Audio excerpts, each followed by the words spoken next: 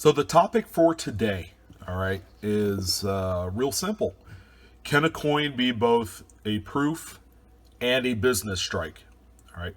If you're new to the terminology, a business strike are coins that the U.S. Mint produces specifically for use in commerce. They're going to have a duller finish compared to proofs.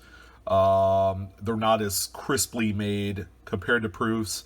And the overall quality, some would say, is not as good as proof coins. However, the question really begs, all right. And oh, by the way, proof coins are special strikes made predominantly for collectors, okay? And the mintages are a lot smaller. However, the desirability of such coins remains to be seen as, given some of the low mintages on some of these proof coins, it's kind of hard to believe that, number one, they don't sell out as quickly as, some other coins. And number two, the market hasn't quite adjusted to the low mintage of a coin such as a proof coin compared to its business strike brethren. I hope that makes a little bit of sense. But the one thing I love about the Morgan Dollar series is that it casts a wide net, all right, throughout the collector market in terms of coins is concerned.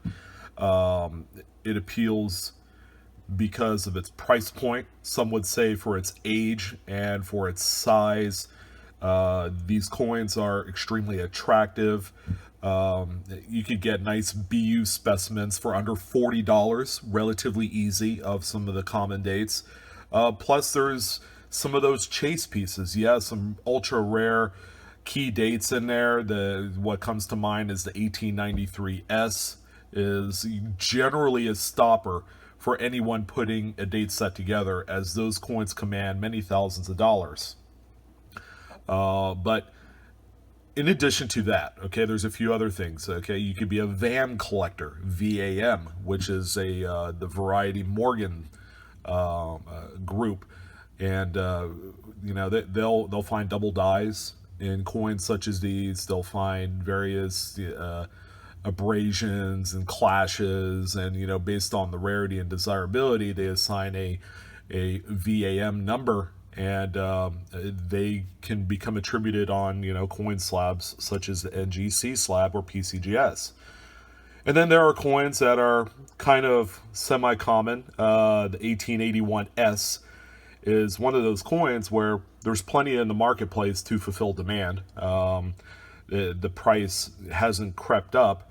But the cool thing about the San Francisco minted coins is, as you can see, this is what you would call a business strike. You have kind of a satiny surface. It's not mirrored in any way.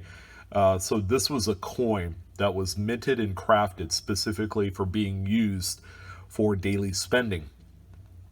But what if I flip this around? What the... The reverse is proof, right? It's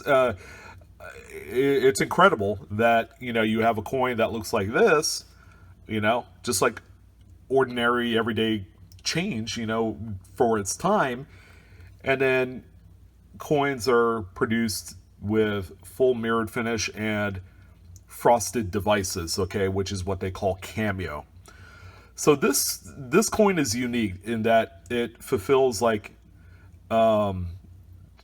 both ends of the spectrum, but there's a really good logical reason for it, okay? First of all, proof coins were made in Philadelphia during this time. So your 1894, your 1879, I believe. There's a number of dates without any mint marks. And by the way, the mint mark is underneath the reef right here. So that's S. Philadelphia coins will have no mint mark, obviously. But those coins were the only proof coins produced, and they were produced in Philadelphia. So for the San Francisco Mint at the time was known to take care of their equipment, okay? In addition, they were very well known in taking care of the dies. And they went the extra mile because in 1880, all the way up to about 1883, 84, there are coins that you could find and purchase that have proof-like surfaces on not only the obverse, but the reverse. All right.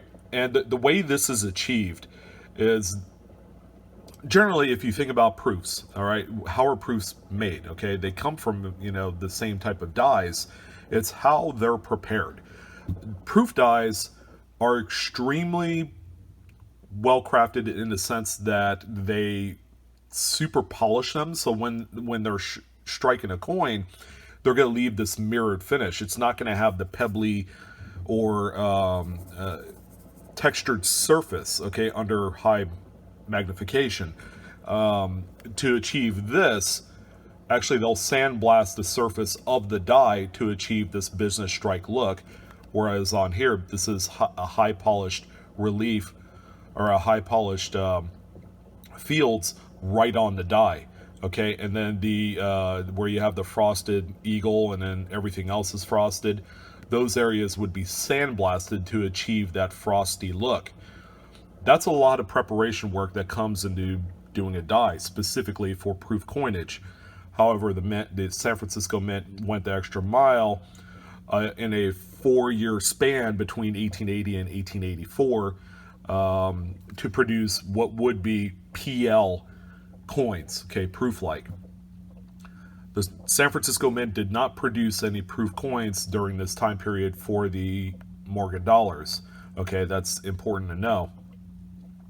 However, for the first few, tens of thousands of strikes, there are coins that exhibit this kind of look on both sides. So to find a coin such as this that has not only a business looking strike with a slightly underprepared die with a reverse of a PL, that is unique. Okay, the toning aside, which by the way is terminal because it's black. There's really not a whole lot of color, maybe right here if you hit the light just right.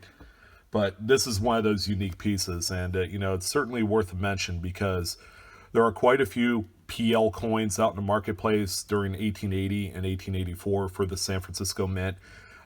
They could be had relatively generously. I would say for $100, you could find a full PL obverse and reverse coin.